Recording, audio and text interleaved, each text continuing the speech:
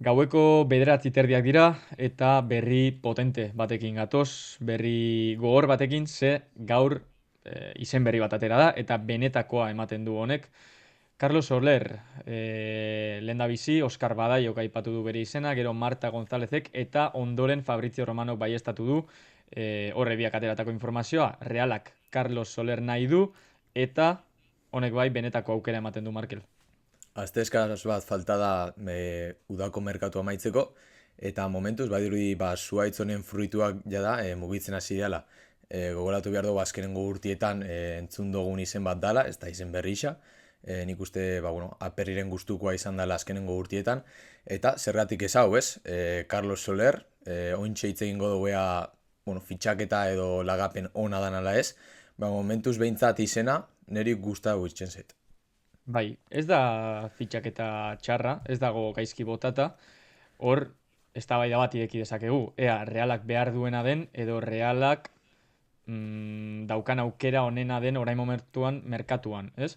Baina, Bai. bueno, oraingo zakiguna da, Carlos Solerren ordezkariak Paris Saint-Germainekin jada hizketan daudela kontratuaren asuntuak konpontzeko, oraindik 2 urte geratzen zaizkio kontratuan, baina hor Realak eskua sartu du eta esan dio Valentziako jokalariari berarekin kontatu nahi duela aurten. Ez dakigu Sergio Franciscoren eskakizun bat den edo ez, Bretosen nahi bat den edo ez, edo agian zuk esan bezala aperriren kapritxo txiki bat da, baina argi dagoena da Realak jokalari hau nahi duela bere zelaierdirako. Azkenean, momentu hontan planteo behar dozun galdera, urrengoa da. Bretosek eskau zuena izan zen, hau da, zelai erdi izan dagoan, jokalari agresibitatea handikoa eta energiaz beterikoa, bai, edo ez, hobetzen duana momentu hontan, barkatu, oindakaguna hobetzen du, hobeto esan da, Mhm. nik uste baietz eta baietz letra larriz. Orduan, niretzat, fitxaketa on bat da, eta, kulebroiakin amaitzeko, basan ordua. Bai, nik uste dut hor dagoela gakoa ere. Hobetzen du daukogona, bai. Mhm. Realari falta zaiona betetzen du orain momentuan, hori ja ez dakit.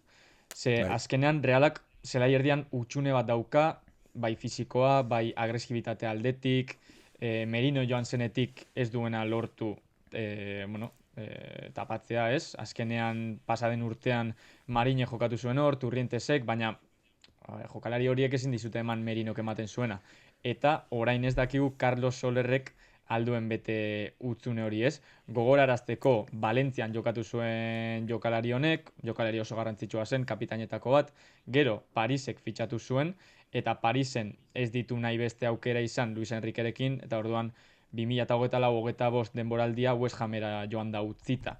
Premierren, uste du tamairu amalau partida izan direla amaikakoan West Hamekin, eta orain irtera baten bilari da. Ez du izan, ibilbide erraza ez Parisen, ez Premierren, baina, Hori da. realean agian bere lekua topatu dezake.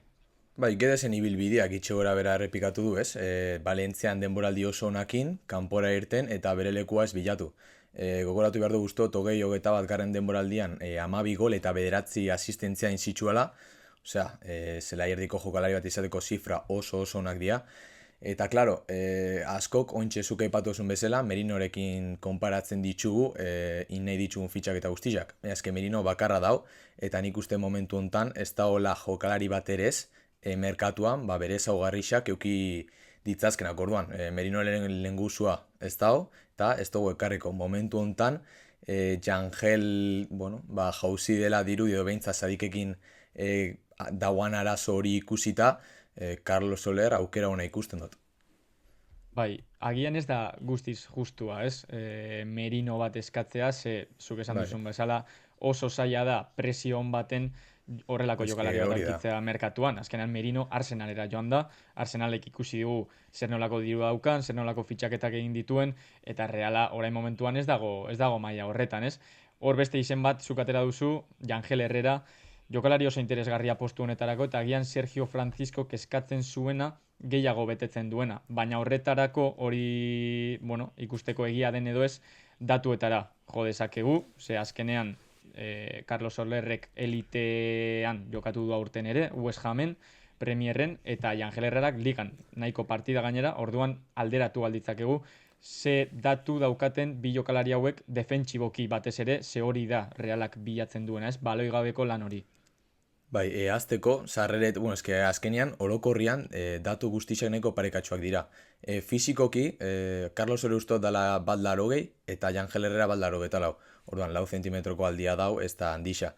Baina batez ere nabarmena da, irabazitako lehien kopurua, ze Jangelek 8 partidako ditu, hau da, euneko 50ko irabazia, eta Carlos Solerrek aldiz 3,4. Osea, ixa erdixa, gitxio.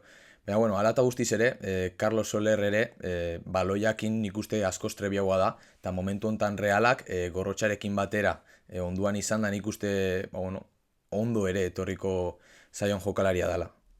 Bai, Solerrek esan dezakegu zelaiaren azken eren hori gehiago Bai, zapaltzen duela, eta hor ikusten da Valentzian izan zituen zenbakiak, ez? Ia 10 golekin denboraldi baten edo bitan ez banabil gaizki.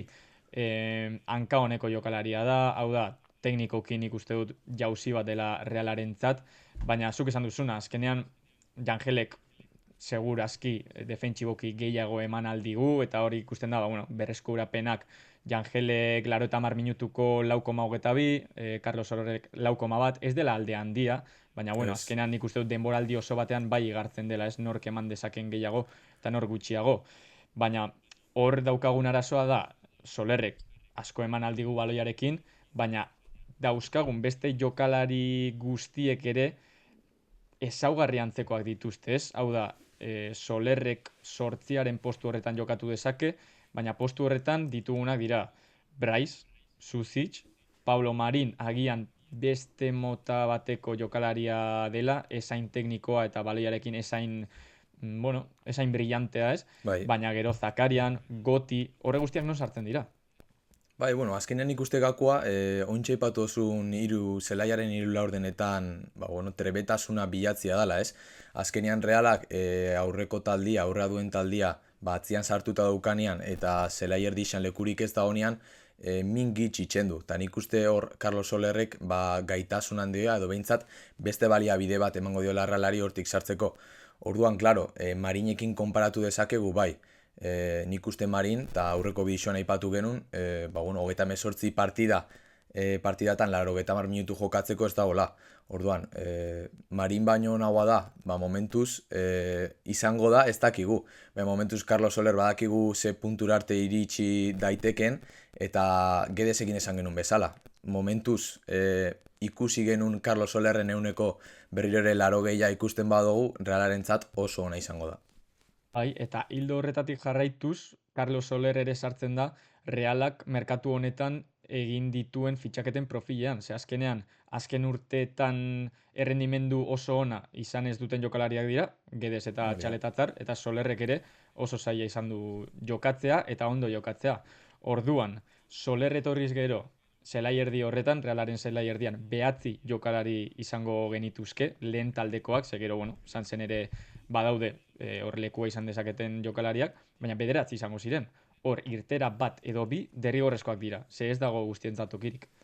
Ikusi genuen Goti deialditik kanpo geratu zala, Zakenarekin ere ez dakigu ba, bueno, zela dixen kontua. Baina, klaro, irteraren bat eman beharko da, batez ere jokalari horiek gaztiak izan da minutuak behar dituztelako azteko. Orduan, Realak hor lan handixa daka, eta ikusiko dugu ba, bueno, nola joaten dan alde hori.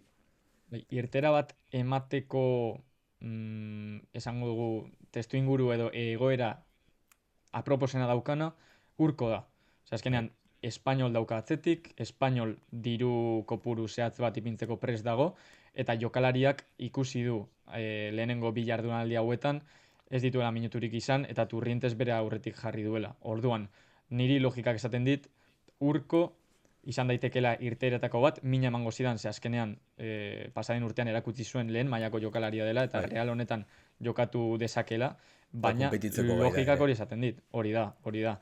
Eta gero, 10 postu horretan jokatzen duten jokalariak, Goti, Zakarian, ez ditut ikusten minutu gehiegirekin, eta ez dakit nola alduen hori gestionatu Sergio Franciscok eta bai jokalariek.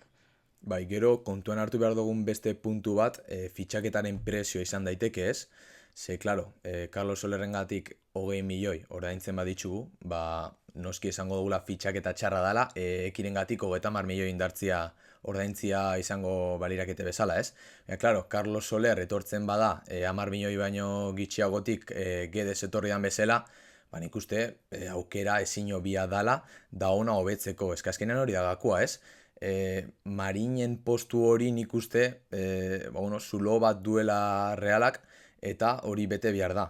Orduan, ikusiko dugu aste eskaz falta da, lehen aipatu dugu, eta mugimendu asko espero da aste hontarako. Bai, hitz egingo dugu Marinen rol horri buruz ere, ze azkenean errespetatu behar da Marinek egiten duena, eta, Bai, bueno, balorea eman behar zaio, baina enaiz Marin gehiegi esplotatzearen aldekoa. Hau da, hori da. 80 minutu jardunaldi bakoitzean ez dut ikusten Marinekin. Baina, bueno, horri buruz hitz egingo dugu, batez ere Carlos Soler heltzen bada, orain momentuan aukera posiblea baita, Edo posibleena eta momentuz, posiblena edo bai behintzat. Orduan hori hitz da. egingo dugu hurrengoko orduetan edo egunetan zer gertatzen den, Oviedoren partida baino lehen prebia egongo da, pixka bat aurkariaren analisiarekin eta ondoren partidaren ondorengo bideoa. Hori Orduan, da. adi egongo gara, Hori da.